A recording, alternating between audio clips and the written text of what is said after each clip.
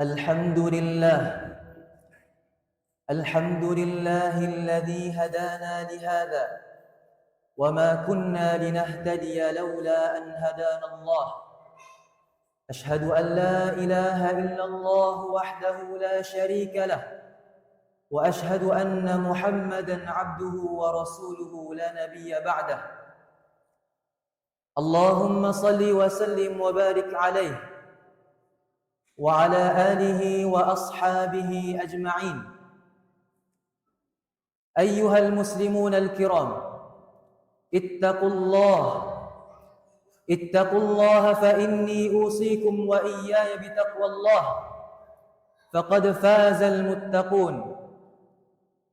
قال الله تعالى في كتابه الكريم وبقوله يهتدي المهتدون: أعوذ بالله من الشيطان الرجيم بسم الله الرحمن الرحيم يا أيها الذين آمنوا اتقوا الله حق تقاته ولا تموتن إلا وأنتم مسلمون.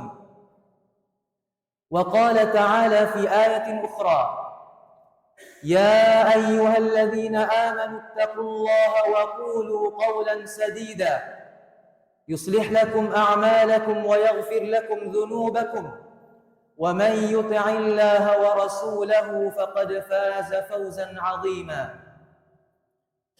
Hadirin para jamaah yang dirahmati oleh Allah Subhanahu wa taala, marilah kita tingkatkan rasa syukur kita kepada Allah Subhanahu wa taala, karena Allah Subhanahu wa taala masih memberikan kita peluang untuk hidup sampai ke hari ini, dan masih memberikan kita peluang untuk menunaikan ibadah yang agung di hari Jumat yang mulia ini. Dan marilah sama-sama kita tingkatkan iman dan takwa kita kepada Allah Subhanahu wa taala dengan melaksanakan segala perintahnya dan meninggalkan segala larangannya. Orang yang bertakwa kepada Allah, maka pasti akan dipermudahkan segala urusannya oleh Allah Subhanahu wa taala. Seperti yang difirmankan oleh Allah Subhanahu wa taala di dalam surah At-Talaq, "Wa man yattaqillaha yaj'al lahu min amrihi yusra." Barang siapa yang bertakwa kepada Allah, maka Allah Subhanahu wa taala akan mempermudahkan segala urusannya. Dan orang yang bertakwa kepada Allah dijanjikan oleh Allah Subhanahu wa taala di hari kiamat nanti akan mendapatkan surga yang luasnya seluas langit dan bumi. Dan hal itu disebutkan di dalam surah Ali Imran. Wasari'u ila maghfiratin min rabbikum wa jannatin 'arduha as-samawati wal ard u'iddat lil muttaqin.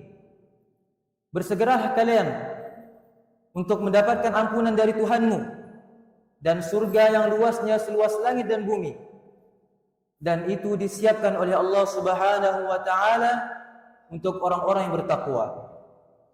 Dan kita mohon kepada Allah Subhanahu wa taala, moga-moga kita yang hadir pada hari ini mendapatkan janji Allah Subhanahu wa taala, yaitu surga seluas langit dan bumi.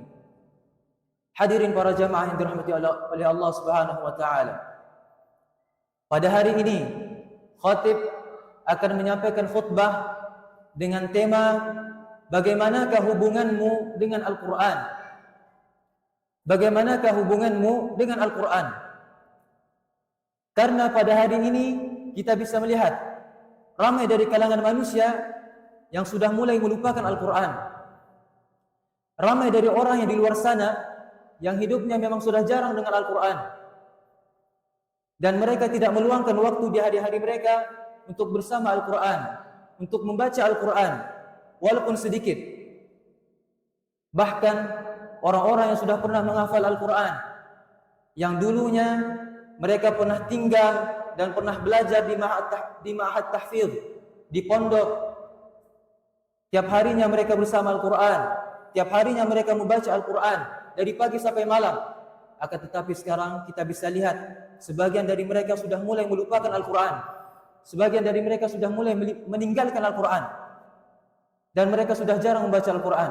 Dan ketika ditanya, alasannya adalah karena mereka disibukkan dengan pekerjaan, karena malas, karena itu dan karena ini, dan karena alasan-alasan mereka yang lain. Na'udzubillah min dzalik. Jadi para jamaah, jangan sampai kita termasuk di dalam golongan orang-orang yang menjadikan Al-Quran di belakang mereka.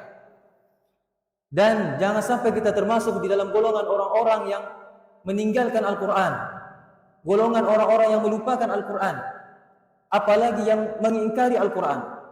Karena orang-orang yang mengingkari Al-Quran, yang tidak beramal dengan isi Al-Quran, yang mengambil dan beramal dengan Al-Quran hanya mengikut hawa nafsunya saja, yang berkenan dia ambil, dan yang tidak berkenan dan yang tidak sesuai dengan hawa nafsunya maka dia tinggalkan.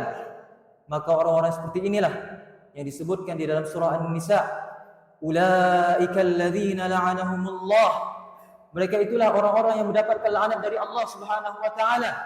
Wa may yal'anillahu falan tajida lahu nasira, dan barang siapa yang dilaknat oleh Allah Subhanahu wa taala maka dia tidak akan mendapatkan pertolongan bagi dirinya.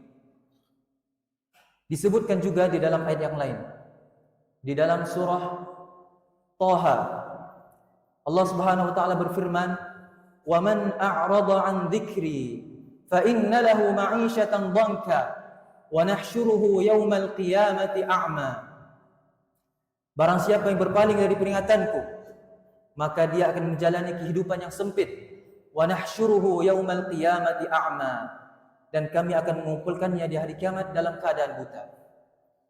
Hadirin yang dikasihi oleh Allah Subhanahu wa taala,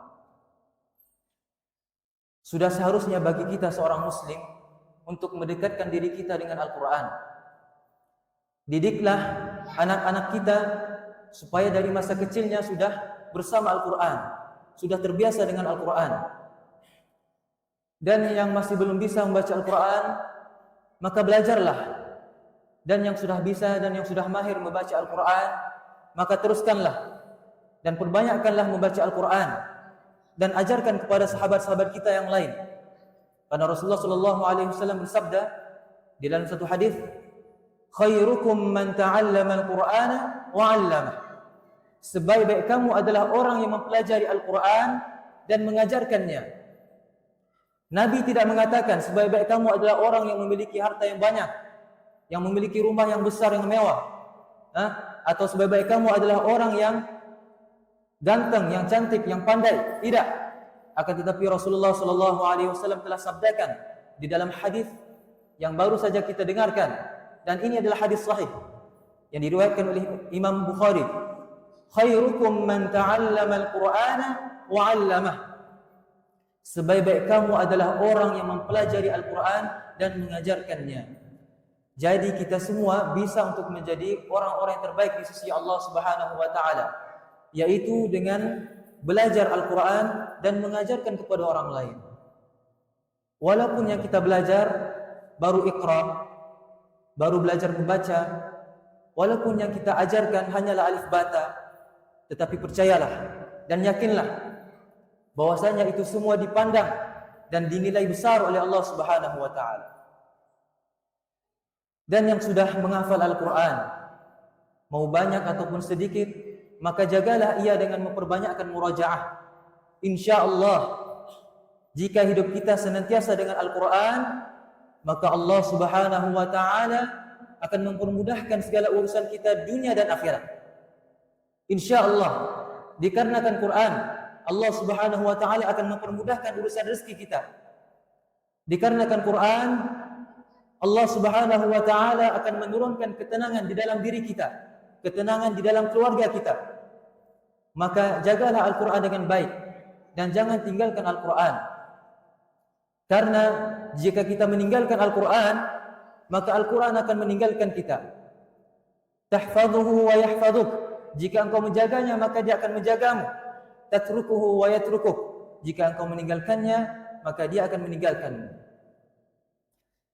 Dan di sana ada banyak fadilah, ganjaran, kelebihan dan keutamaan bagi orang-orang yang senantiasa melazimkan dirinya dengan Al-Quran.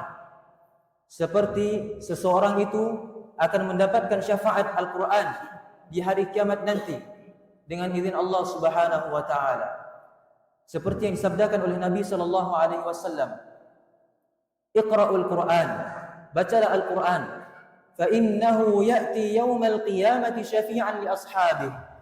Karena sesungguhnya Al-Quran itu akan datang kepada pembacanya di hari kiamat dan memberikan syafaat kepadanya. Hadis riwayat Muslim. Dan keutamaan yang berikutnya adalah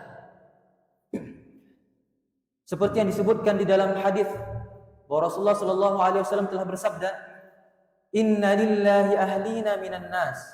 Sesungguhnya Allah Subhanahu wa taala mempunyai ahli, mempunyai keluarga dari kalangan manusia. Qalu man hum ya Rasulullah? Para sahabat bertanya, siapakah mereka itu ya Rasulullah? Qala, kata Rasulullah sallallahu alaihi wasallam, ahlul Quran, hum ahlullah wa khassatuhu. Mereka adalah ahli Quran. Mereka lah ahlinya Allah dan orang khususnya Allah. Allahu Akbar. Ketika disebutkan ahli atau orang khusus, maka pasti mereka akan mendapatkan keutamaan yang tidak akan didapatkan oleh orang lain. Seperti seorang ahli atau seorang khusus di dalam sebuah perusahaan, maka pasti dia akan mendapatkan keutamaan itu dan keutamaan ini dari perusahaannya itu. Maka begitu juga dengan ahlul Quran. Mereka adalah ahlinya Allah dan mereka adalah orang khususnya Allah. Maka pasti mereka akan mendapatkan ganjaran yang besar dari Allah Subhanahu wa taala. Jika pada hari ini ramai orang berlomba-lomba untuk menjadi menteri, untuk menjadi pembesar-pembesar, yang mana mereka tahu mereka akan mendapatkan banyak keutamaan-keutamaan dunia, maka kenapa sedikit sekali orang pada hari ini yang berlomba-lomba untuk menjadi menteri-menterinya Allah di hari kiamat nanti, yaitu dengan menjadi ahlul Quran. Qala Rasulullah sallallahu alaihi wasallam, "Al-mahiru bil Quran ma'as safaratil kiramil barara." Sabda Nabi sallallahu alaihi wasallam, seorang yang mahir dengan Al-Quran akan bersama para malaikat yang mulia. "Walladzi yaqra'ul Quran wa yatata'ta'u fihi wa huwa 'alaihi syaqlahu ajran." Dan barang siapa yang membaca Al-Quran dan dia masih terbata-bata dan dia masih merasa susah dan merasa berat ketika membacanya, maka baginya 2 pahala. Dan seterusnya. Di antara keutamaan Al-Quran yang lainnya adalah Allah Subhanahu wa taala telah menjadikan membaca Al-Quran ini sebagai satu ibadah, sebagai satu amalan di antara amalan-amalan yang paling mudah untuk mendapatkan pahala dari Allah Subhanahu wa taala. Sabda Nabi sallallahu alaihi wasallam di dalam satu hadis yang diriwayatkan oleh Imam At-Tirmidzi, "Man qara'a harfan min kitabillah falahu bi hasanah." Barang siapa yang membaca satu huruf dari kitab Allah yaitu Al-Quran, maka dia akan mendapatkan satu pahala kebaikan. Wal hasanatu bi 'ashri amsalha. Dan satu pahala kebaikan dilipat gandakan menjadi 10. La aqulu alif lam mim harf, walakin alifun harf, wa lamun harf, wa mimun harf. Aku tidak mengatakan alif lam mim itu satu huruf, akan tetapi alif itu satu huruf, lam itu satu huruf, dan mim itu satu huruf. Dari hadis ini kita bisa ketahui bahwasanya pahala dan ganjaran bagi orang-orang yang membaca Al-Quran sangatlah besar dan sangatlah banyak. Ketika kita membaca alif lam mim saja yang mempunyai 3 huruf, tetapi pahalanya bukan hanya 3, tetapi dilipat gandakan menjadi 10, menjadi 30.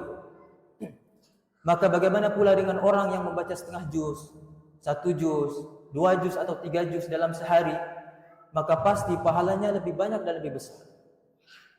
Dan masih banyak lagi keutamaan-keutamaan bagi orang yang membaca Al-Quran yang disebutkan di dalam hadis-hadis Nabi SAW. Dan yang terakhir, khatib ingin berpesan kepada diri khatib sendiri dan untuk para jamaah yang hadir pada hari ini, dan juga untuk orang-orang yang di luar sana, untuk senantiasa mengikhlaskan amalan kita karena Allah Subhanahu wa taala. Ketika kita membaca Al-Qur'an, maka bacalah Al-Qur'an karena Allah, bukan untuk mencari pujian dan untuk dilihat oleh orang lain. Ketika kita salat atau sedekah atau ibadah-ibadah yang lain, maka buatlah dengan ikhlas karena Allah Subhanahu wa taala. Karena orang-orang yang melakukan suatu amalan yang niatnya hanyalah untuk mencari pandangan manusia, pandangan orang lain, maka ketahuilah bahwasanya dia telah mendapatkan ancaman dari Nabi sallallahu alaihi wasallam. Disebutkan di dalam satu hadis yang diriwayatkan oleh Imam Muslim bahwasanya Nabi sallallahu alaihi wasallam telah bersabda, "Inna awwalan nas yuqda yaumal qiyamati alaih." Sesungguhnya orang-orang yang pertama kali dipanggil di hari kiamat dan dihadapkan di hadapan Allah Subhanahu wa taala dan diputuskan amalannya, ada 3 golongan.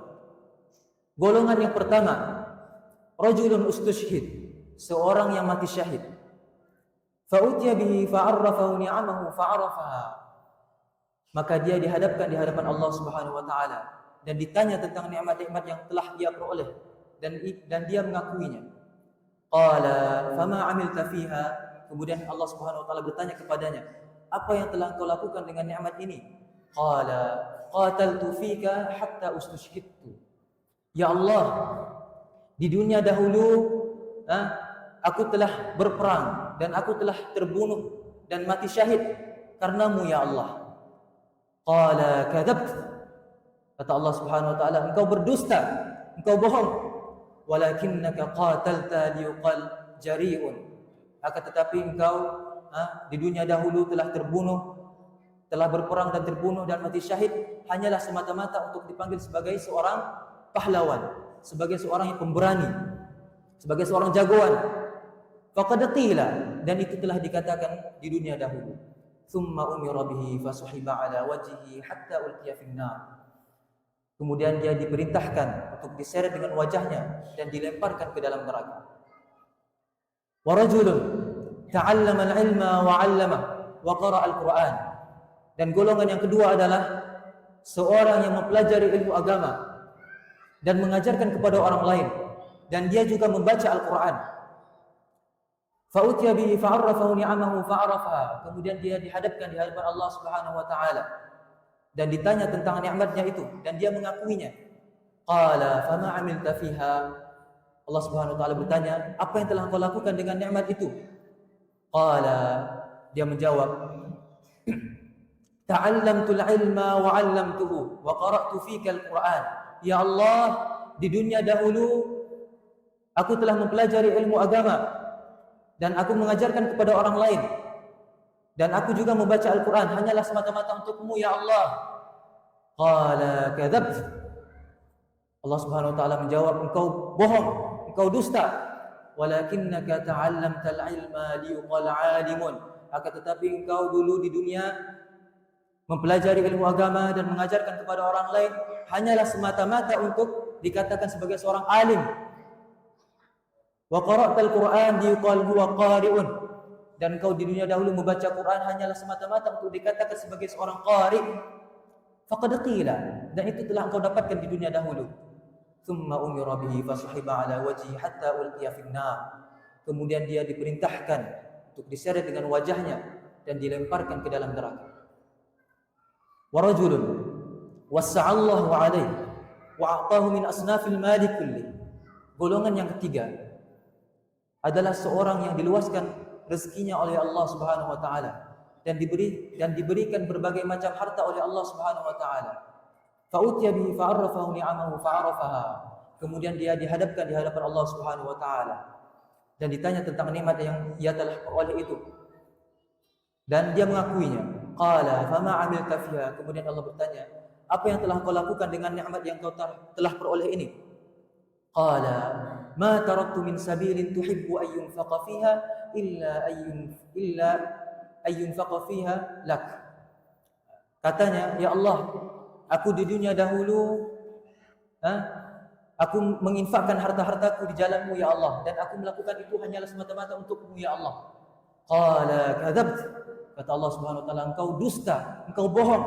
Walakinnaka fa'alta liqal huwa jawwad, akan tetapi engkau di dunia dahulu menginfakkan hartamu ya hanyalah semata-mata untuk dikatakan sebagai seorang dermawan, hanyalah semata-mata untuk dikatakan sebagai seorang pemurah. Faqad qila, dan itu telah kau dapatkan di dunia dahulu. Thumma umira bihi fasuhiba ala wajhihi thumma ulqiya finnar, kemudian dia diperintahkan untuk diseret dengan wajahnya, kemudian dilemparkan ke dalam neraka. Hadirin yang dirahmati oleh Allah Subhanahu wa taala, dari hadis ini kita bisa ketahui bahwasanya amalan atau ibadah yang dilakukan bukan karena Allah tidak akan diterima. Ketika kita beribadah, maka beribadahlah dengan ikhlas. Buatlah karena Allah. Murnikan niat kita hanyalah semata-mata untuk mencari keridhaan Allah Subhanahu wa taala. Dan kita berdoa dan mohon kepada Allah Subhanahu wa taala agar kita dihindari dan dijauhkan dari sifat riya dan sum'ah yang dapat menjerumuskan seseorang itu ke dalam neraka. Barakallahu li wa lakum fil Qur'anil 'azim wa nafa'ani wa iyyakum bima fihi minal ayati wadh-dhikril hakim.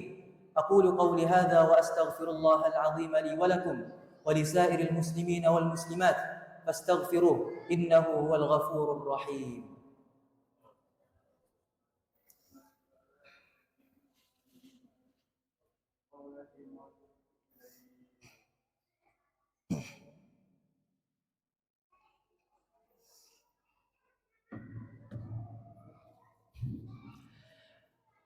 الحمد لله على إحسانه والشكر له على توفيقه وامتنانه. أشهد أن لا إله إلا الله وحده لا شريك له تعظيما لشأنه، وأشهد أن محمدا عبده ورسوله الداعي إلى رضوانه وعلى آله وأصحابه ومن تبعهم بإحسان إلى يوم الدين. يا أيها الذين آمنوا اتقوا الله حق تقاته ولا تموتن إلا وأنتم مسلمون. Hadirin para jamaah yang dikasihi oleh Allah Subhanahu wa taala. Apa kesimpulan dan poin yang bisa kita ambil dari khutbah kita pada hari ini? Yang pertama, seorang muslim dari yang masih muda sampai yang sudah tua haruslah senantiasa melazimkan diri untuk membaca Al-Qur'an. Dan didiklah anak-anak kita supaya dari masa mudanya, dari masa kecilnya sudah terbiasa dengan Al-Quran, dan supaya mereka bisa menghafal Al-Quran dan bisa menjadi hafiz Al-Quran. Dan yang kedua, Al-Quran akan memberikan syafaat kepada pembacanya di hari kiamat atas izin Allah Subhanahu wa taala. Dan Al-Quran akan menemaninya di alam kubur, dan pembacanya akan mendapatkan banyak sekali nikmat-nikmat dari Allah Subhanahu wa taala. Dan yang ketiga, seorang muslim haruslah beramal dengan isi-isi Al-Qur'an tanpa memilah-milih, mengikut hawa nafsunya saja. Begitu juga dengan apa yang diperintahkan oleh Nabi sallallahu alaihi wasallam. Apa yang diperintahkan oleh Nabi sallallahu alaihi wasallam maka kita laksanakan, dan apa yang dilarang oleh Nabi sallallahu alaihi wasallam maka kita jauhkan diri darinya. Seperti yang disebutkan oleh Allah Subhanahu wa taala dalam surah Al-Hasyr ayat yang ke-7. Wa ma atakumur rasulu fakhudhuhu wa ma nahakum anhu fantahu. Apa saja yang datang dari Rasulmu dan apa saja yang diperintahkan oleh Rasulmu, maka kamu ambillah dan amalkan. Wa ma nahakum anhu fantahu, dan apa saja yang dilarang oleh nabimu maka kamu tinggalkan dan hindarilah. Wattaqullah, dan bertakwalah kamu kepada Allah. Innallaha syadidul iqab, karena sesungguhnya azab Allah Subhanahu wa taala itu sangat-sangatlah berat. Innallaha wa malaikatahu yusalluna 'alan nabi ya ayyuhalladzina amanu sallu 'alaihi wa sallimu taslima. Allahumma salli 'ala Muhammad wa 'ala ali Muhammad kama sallaita 'ala Ibrahim wa 'ala ali Ibrahim wa barik 'ala Muhammad وعلى آل محمد كما باركت على إبراهيم وعلى آل إبراهيم إنك حميد مجيد. اللهم اغفر للمسلمين والمسلمات والمؤمنين والمؤمنات الأحياء منهم والأموات إنك سميع قريب مجيب الدعوات ويا قاضي الحاجات. اللهم انصر الإسلام والمسلمين وأذل الشرك والمشركين واخذل من خذل المسلمين ودمر أعداءك أعداء الدين. اللهم ادفع عنا البلاء والوباء والزلازل والمحن وسوء الفتن ما ظهر منها وما بطن عن بلدنا إندونيسيا خاصة وعن سائر بلدان المسلمين عامة يا رب العالمين. ربنا ظلمنا أنفسنا وإن لم تغفر لنا وترحمنا لنكونن من الخاسرين. ربنا لا تزغ قلوبنا بعد إذ هديتنا وهب لنا من لدنك رحمة إنك أنت الوهاب. ربنا هب لنا من أزواجنا وذرياتنا قرة أعين واجعلنا للمتقين إماما. ربنا آتنا في الدنيا حسنة وفي الآخرة حسنة وقنا عذاب النار. عباد الله، إن الله يأمر بالعدل والإحسان وإيتاء ذي القربى وينهى عن الفحشاء والمنكر والبغي يعظكم لعلكم تذكرون. فاذكروا الله العظيم يذكركم واشكروه على نعمه يزدكم واسألوه من فضله يعطكم ولذكر الله أكبر. أقيموا الصلاة.